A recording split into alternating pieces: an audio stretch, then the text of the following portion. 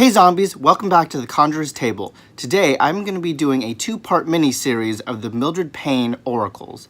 Today I'm going to be talking about the Secret Pocket Oracle, and next time I will be discussing the Oracle of Black Enchantment. Now if you're curious to know more about Mildred, the Red Witch Payne, keep on watching.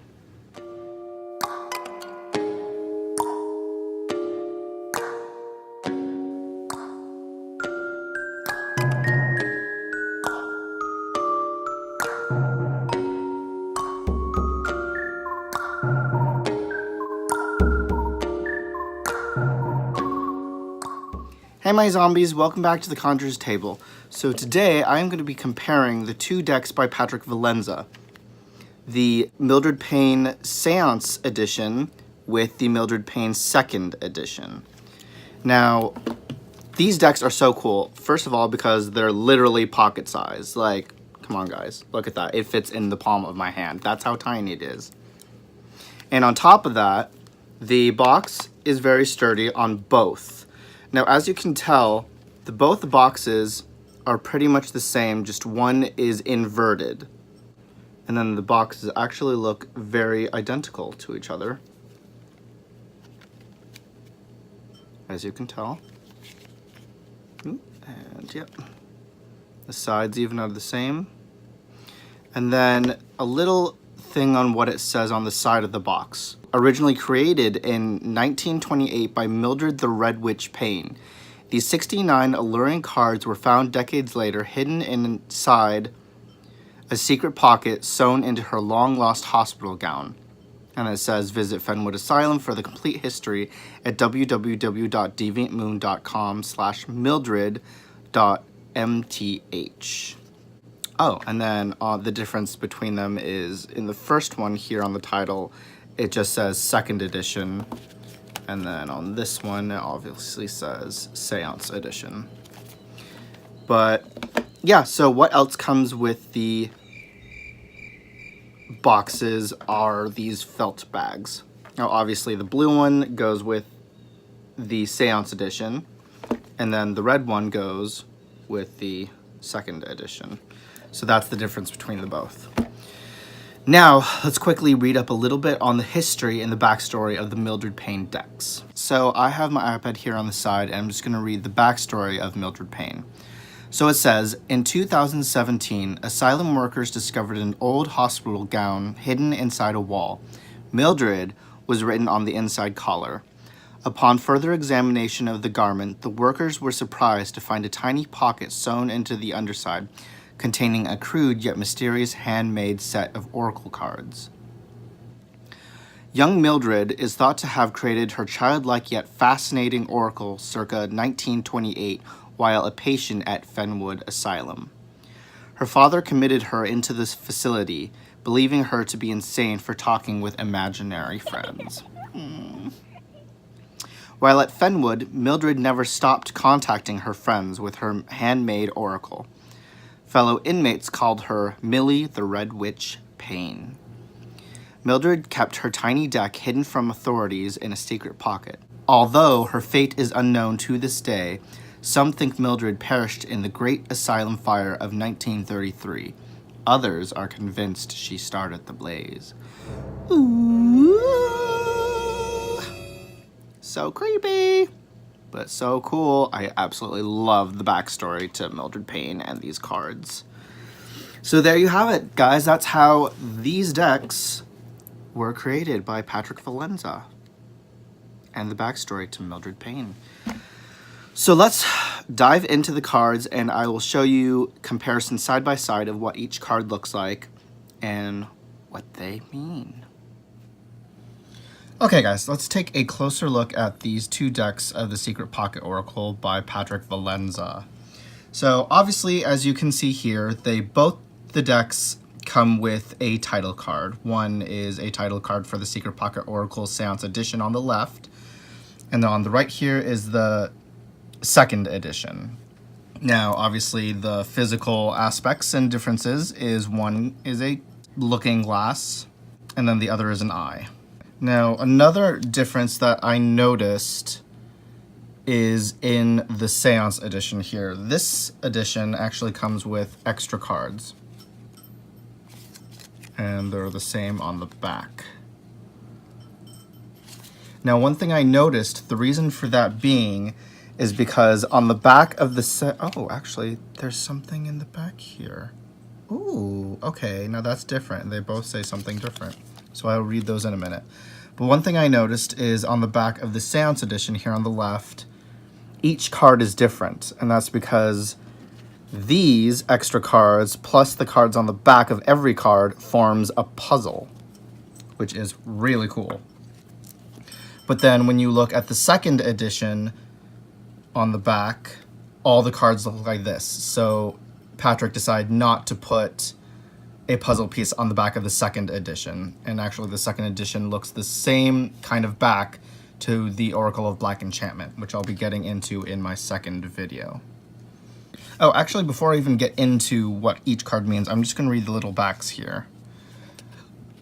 So, on the second edition title card back, it says, in 2017, asylum workers discovered an old hospital gown hidden inside a wall. Mildred was written on the inside collar. Upon further examination of the garment, the workers were surprised to find a tiny pocket sewn into the underside containing a crude yet mysterious handmade oracle. And then it says the following deck is an exclusive reproduction of the Mildred Payne's Secret Pocket Oracle First Edition. It doesn't say First Edition, but I just added that. And it has the website, www.deviantmoon.com/mildred.htm. And that's the front part. And then on the Secret Pocket Oracle Seance Edition, on the back it reads, during the mid-1920s, Mildred Payne performed multiple seances in her blue parlor. Though she was merely a child, the citizens of Valley Park were amazed by Mildred's clairvoyance and her uncanny ability to speak to the dead through her handmade oracle. Those who attended these rituals noted that Mildred's eyes took on an inverted yet ethereal glow when phantoms were near. In this special edition, we believe this is how Mildred may have perceived the spirit realm during her lucid trances. Ooh. Okay, so what I'm going to do is show you guys each card side by side, the comparison, and then what each card means. So number one here, we have the fetus. Obviously, the left is going to be the Seance edition, and the right here is the second edition. So the fetus represents new beginnings, developing possibilities, new responsibilities, and the birth of an idea.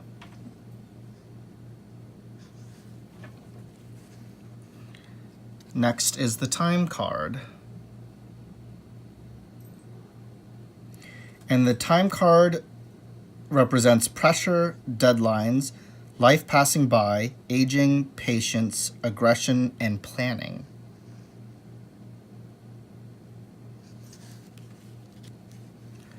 Card number 3, the Hag. The Hag represents fears, nightmares, bizarre or malicious encounters.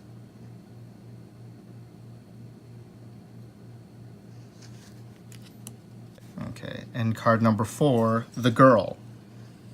Now the Girl represents innocence, carefree thoughts, youthful emotions, and nurturing.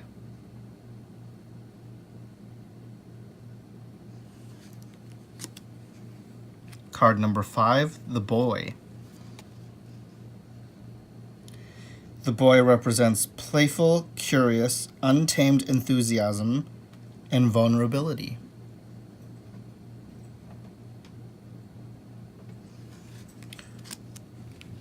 And here we have card number 6, which is the Devil. The Devil represents evil, darkness, nasty habits, deceit, abuse, guilty conscience, and influence.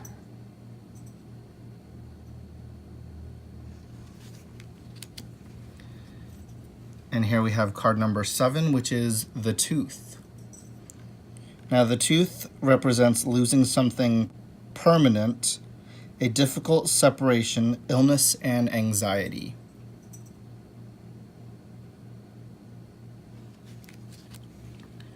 Number 8 is blood, which represents life, vitality, sacrifice, heritage, ancestry, finances, and hard work.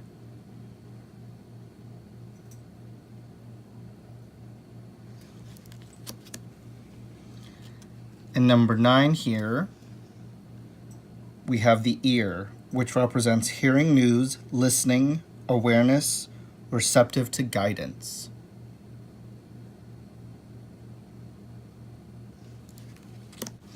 And then number 10 here, we have the eye.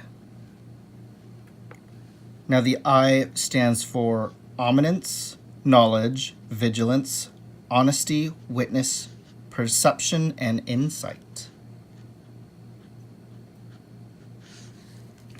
And then card number 11 here, we have the heart.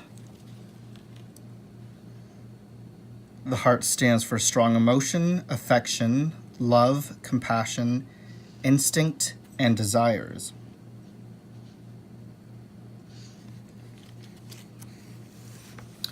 Card number 12 here, we have the hand. The hand represents giving and receiving help, friendliness, using skill for purpose, creation, healing, and accomplishment.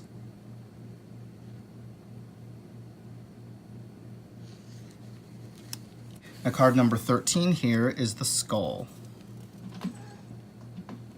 And the skull represents death, mortality, change, end of cycle, complication, and secrets of the mind.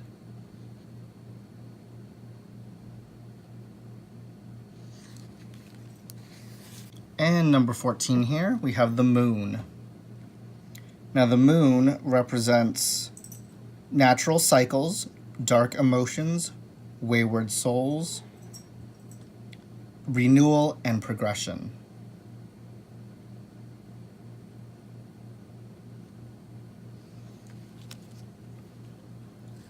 Card number 15, we have the sun, which represents life, power, energy, mental clarity, friendship, success, prosperity, and tranquility.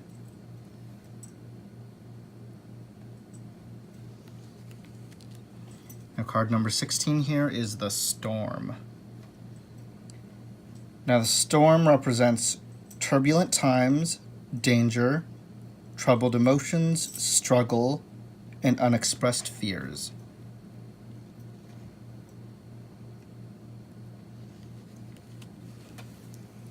Card number 17 is fire, which represents passion, creativity, destruction, consuming emotions, transformation, and to purify. Card number 18 here, we have water. Now, water represents change, purity, life, subconscious thoughts, transition, rebirth, and clarity.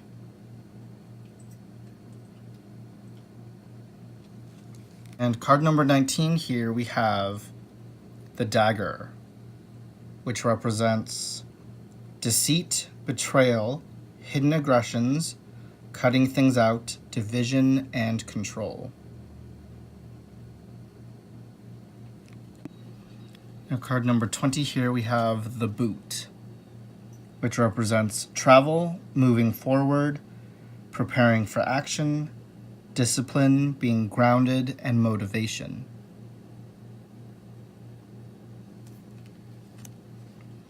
Card 21 here, we have the key. Now, the key represents freedom, imprisonment, keeping safe, new ideas, discovery, and big changes are ahead.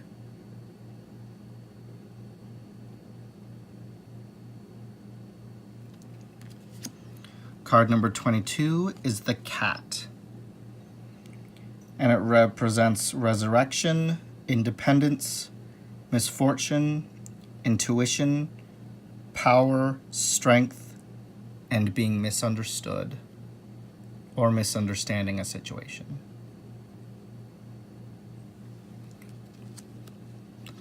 Card number 23, we have the Flower, which represents beauty, gifts, blossoming potential and abilities, spirituality, reward, and gain.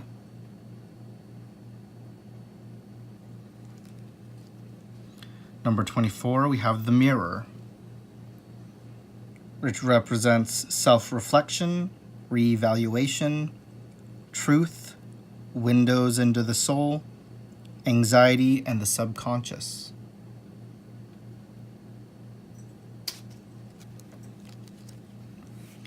Number 25, we have the Stick, which represents branching out on one's own, power, abuse, sticking to something, being set in your ways, and being single-minded.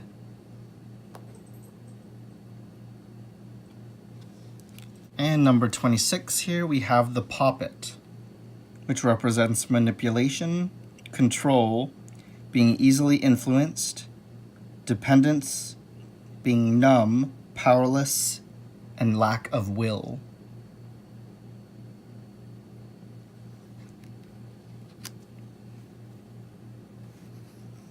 In number 27 here, we have the Wall, which represents obstacles, protection, separation, boundaries, limitation, and holding back. Number 28, we have the House,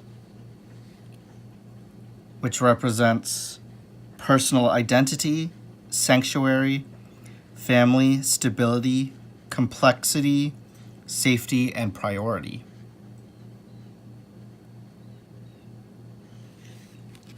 Number 29 here, we have the Moth, which represents insight into the soul, fragility, sensitivity, spiritual connection, mysteriousness, and secrets.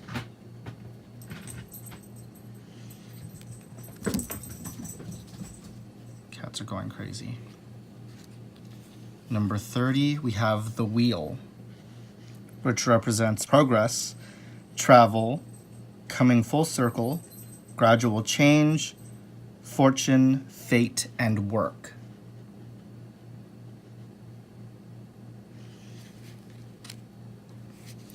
Number 31, we have the Tree.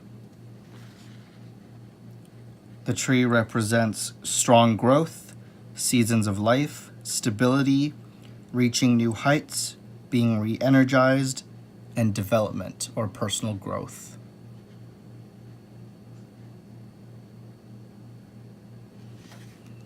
Number 32, we have the Ladder. Now the ladder represents high achievements, overcoming obstacles, stepping up in life, the social ladder, as well as your goals. Number 33 here, we have the Door, which represents opportunity, new situation, choices, hidden secrets, moving forward, and accessibility.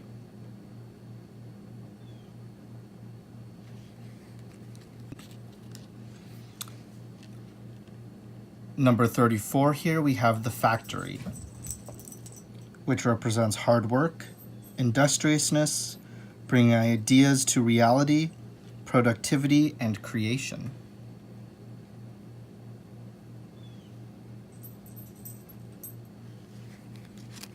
Number 35, we have the Rat, which represents traitor, untrustworthy, disease, survivor, unwanted thoughts, and reprogression.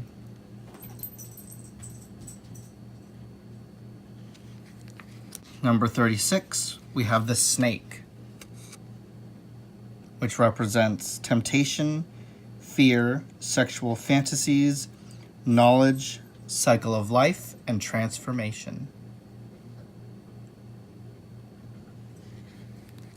37, we have the Pentacle, which represents humanity, sum of life choices, material gain, clear path, wisdom, protection, and witchcraft.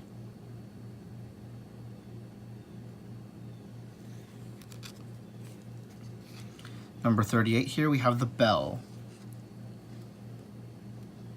which represents awakening, beginning or end of event, a warning, spiritual calling, or a celebration. Number 39 here, we have the broom, which represents rapid improvement, clearing troubles, a time of change, removing negative energy.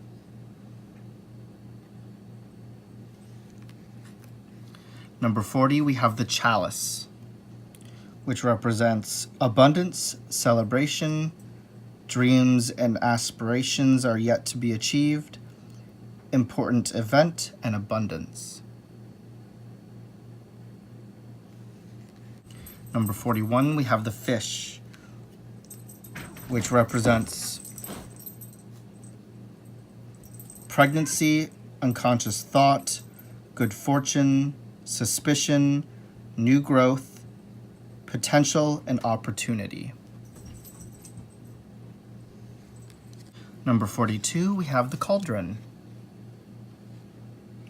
which represents fertility, magical combinations, experimentation, destiny, creation, and creativity.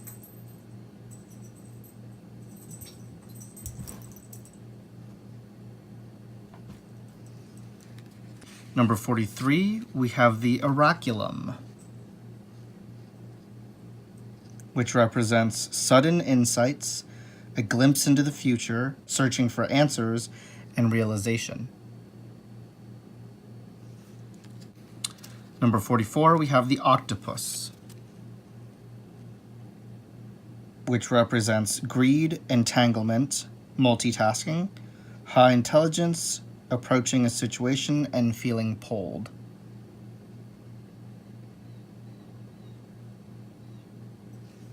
Number 45, we have poison, which represents accepting something harmful,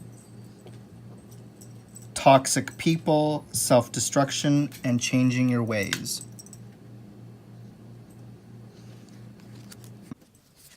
Number 46, we have the umbrella, which represents protection, sanctuary, a bad omen, emotional security, and removing clutter.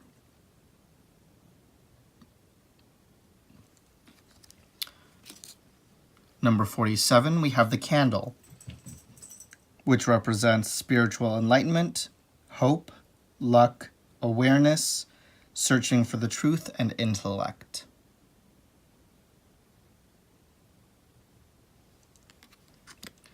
Number 47, we have the trumpet, which earlier this was on the title card and I thought it was a looking glass, but it is a trumpet, so that's awkward. But number 48, we have the trumpet, which means spiritual vibrations, spirit communication, and awakening, awareness, and success. Number 49, we have the crow, which means an omen of bad news, moving from place to place, criminal activity, and instinct.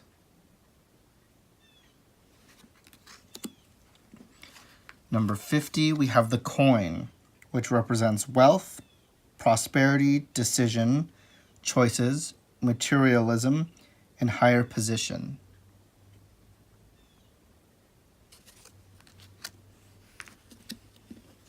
Card 51, we have the spider, which represents carefully designing one's life, strong and powerful female energy, and keeping a distance.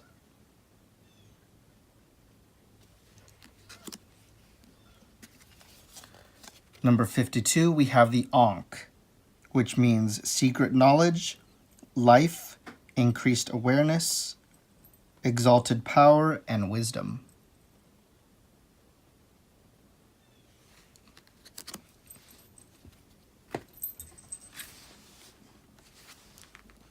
Card number 53, we have the Iceberg, which means obstacles, hidden danger, frozen in thought or action, warning, or time to unwind.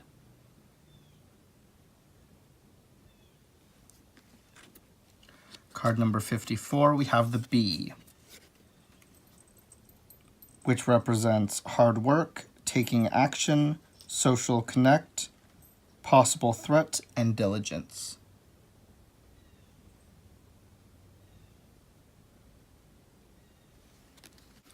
Card number 55, we have the Pipe, which represents a peaceful outcome, tranquility, contentment, spirituality, comfort, hope, and plan of action.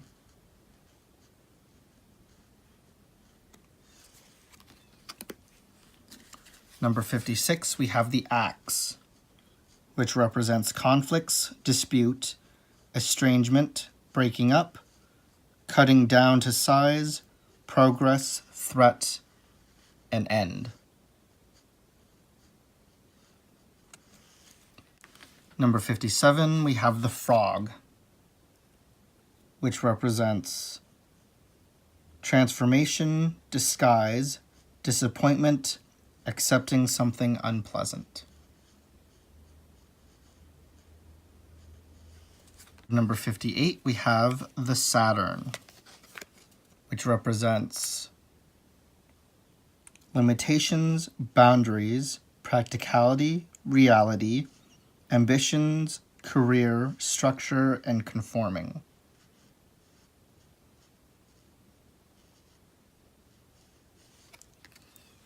Card number 59, we have the Ribbon, which represents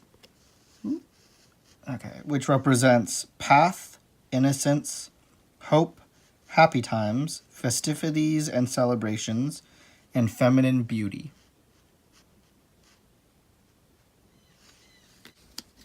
And card number 60, we have the Stump, which represents ending prematurely, resistance, extract from certain situations, and weakness.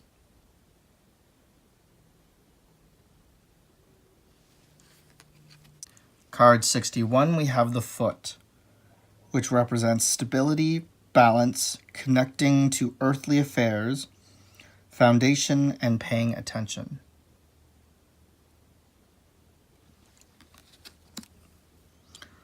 Card 62, we have the Pitchfork, which represents rebellion, individualism, violent uprising, conflict, self-sufficiency, and a simple way of life.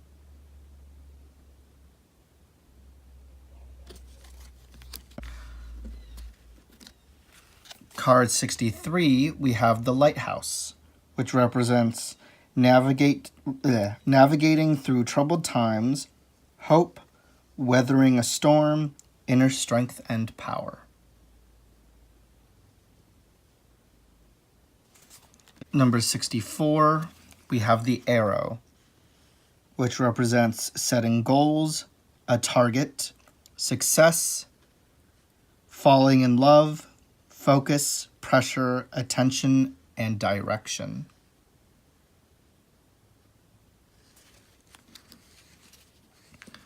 Card number 65, we have the Dove, which represents peace, harmony, blessings, healing, prosperity, abundance, and good health.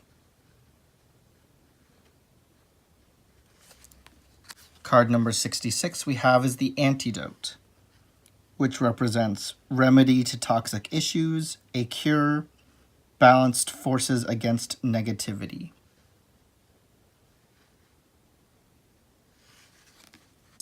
Card number 67 is the Star, which represents clarity, hope, vision, inspiration, success, fortunes, dreams, as well as goals.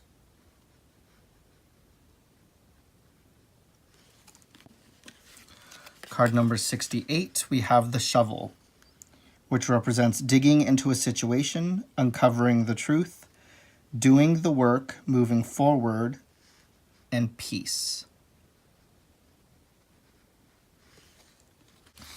And the final card, guys, is card number 69, the Harp, which represents peace, serenity, rejuvenation, harmony, clarity, and taking advantage of time given.